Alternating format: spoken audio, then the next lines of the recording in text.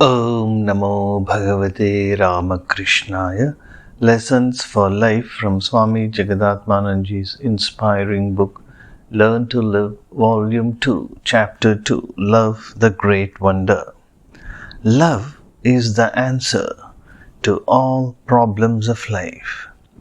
Pure love is divine. Love is God.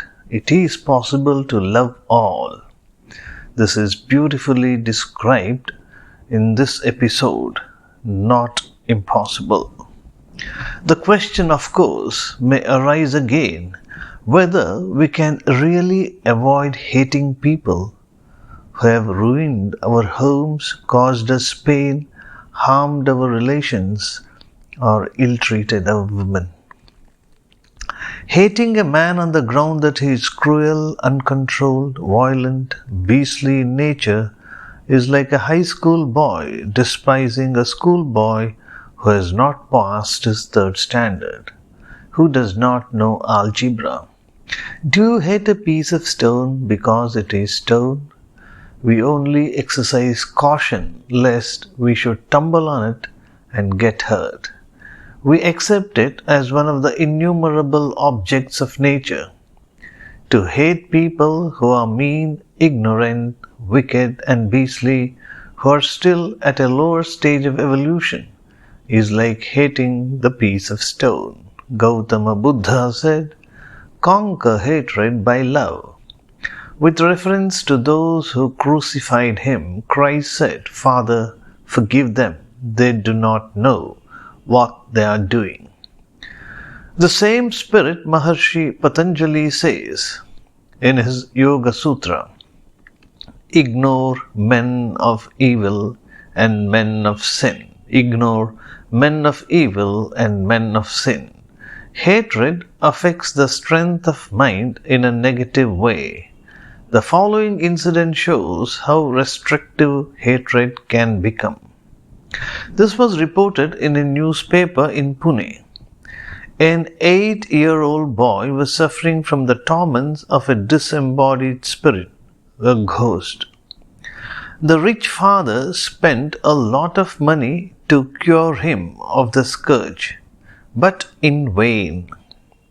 They heard that in the Dattatreya temple of Narasobhavadi such scourges were cured. The parents took the boy and stayed there for 2 months. They offered worship to the deity, offered prayers. Finally, the ghost revealed the secret of how he came to possess the boy. "I was walking on the road. This man slung a noose around my neck and killed me, and robbed me of the 500 rupees in my possession. I turned into a ghost. For the past 7 lives, I have been searching for my murderer.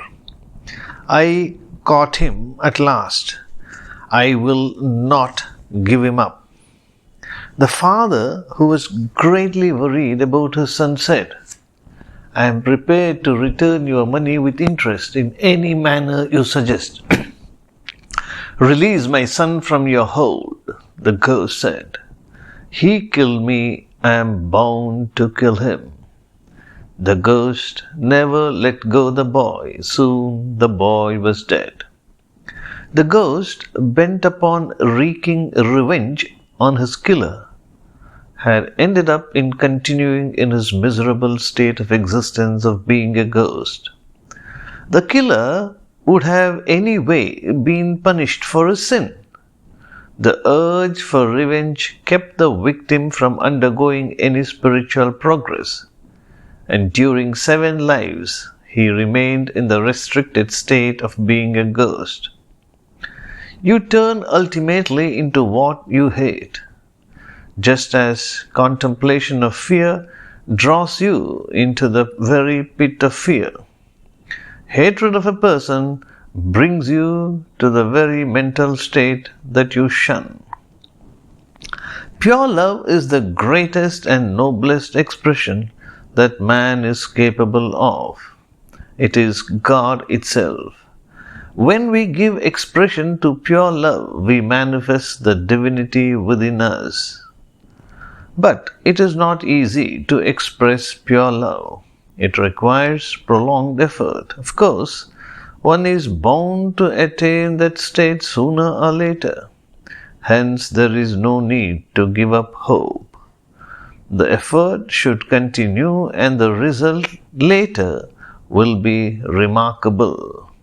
Coleridge says, "He prayeth best who loveth best. All things both great and small.